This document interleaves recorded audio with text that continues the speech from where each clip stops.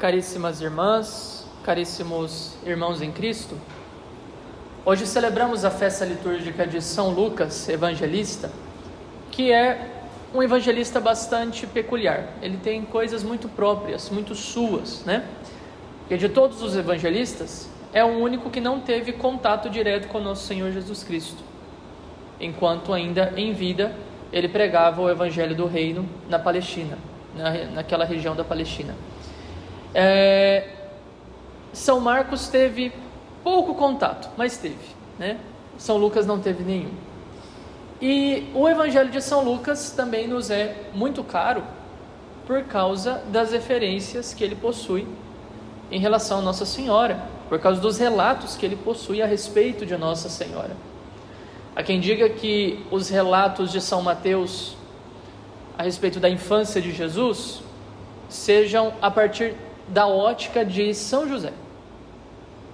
Foi das memórias de São José que São Mateus conseguiu coletar aquelas informações a respeito da infância de Jesus, tanto que é no Evangelho de São Mateus que nós temos os relatos dos sonhos e tudo mais também, né? Agora, os relatos a respeito da infância de Nosso Senhor Jesus Cristo ficam por conta de São Lucas, sob o olhar de Nossa Senhora. Foi ela quem revelou aquilo. Se foi para ele diretamente, nós não sabemos, mas aquilo veio dela, porque eram coisas muito únicas suas. Por exemplo, o momento da anunciação, quem que estava presente? O anjo e ela. Então, ou o anjo contou, ou ela contou. Muito provavelmente foi ela que contou, né? Muito provavelmente. Para quem? Para ele diretamente nós não sabemos, mas é provável que tenha sido, né?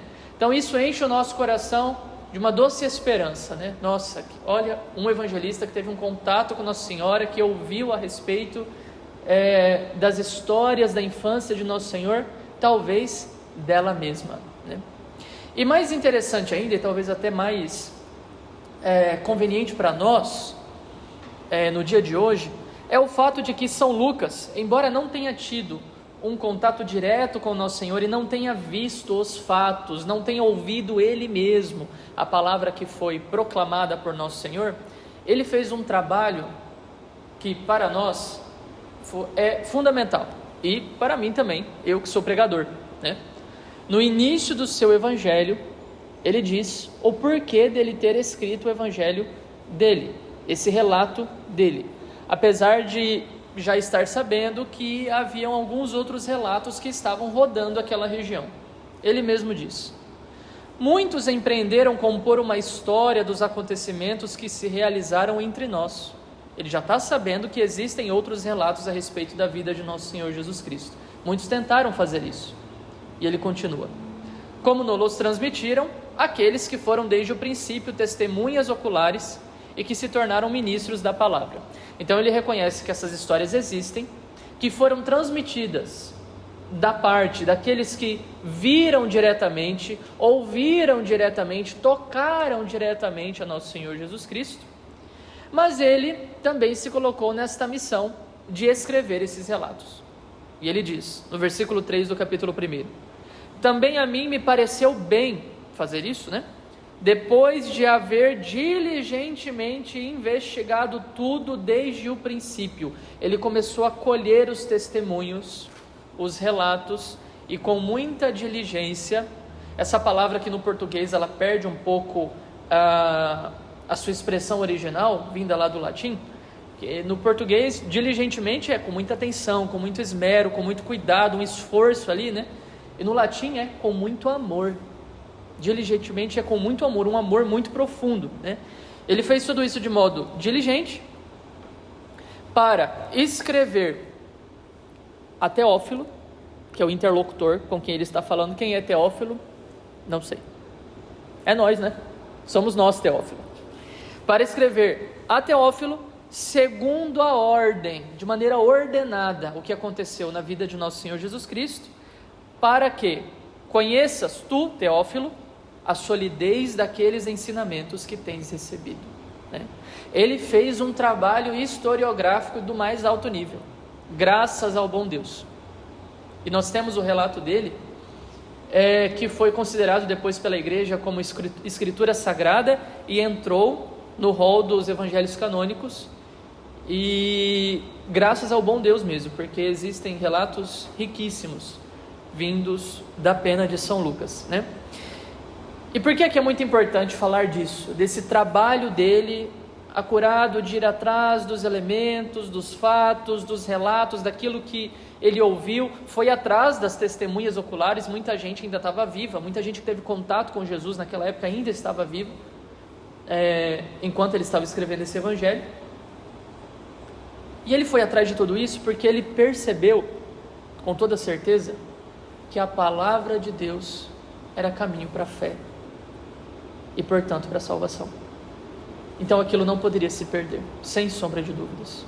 Alguém tinha que recolher aquilo com muito esmero, com muita diligência, muito cuidado, deixar aquilo de modo ordenado, estabelecido, para que outras pessoas, de outras gerações, até o fim dos tempos, pudessem ter contato com aquelas histórias, já que outras pessoas como ele não teriam o privilégio de ter um contato direto com Jesus, como tiveram os seus apóstolos e os seus primeiros discípulos. Então São Lucas representa a nós todos, meus irmãos, a nós todos, porque nós também não tivemos um contato direto como os seus apóstolos e os primeiros discípulos há 2000 anos lá na Palestina. O nosso contato direto é de outra forma, e ele sabe disso, e sabe que o Evangelho é um meio privilegiadíssimo para termos esse contato direto com nosso Senhor através da oração. São Gregório Magno, ao comentar a respeito dos Evangelhos, um texto tirado da segunda leitura do dia de hoje, da festa de São Lucas, ele diz o seguinte, falando a respeito do pregador, da importância do pregador para suscitar a fé, né? Ele diz: o Senhor vai atrás de seus pregadores. Meu Deus, que responsabilidade.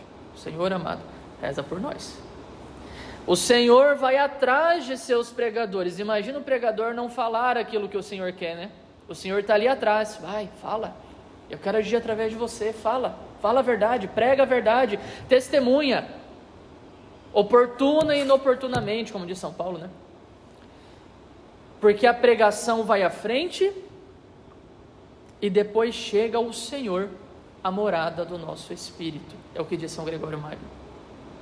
Quando as palavras de exortação o precedem e por elas o Espírito acolhe a verdade. A palavra vem de dois lados.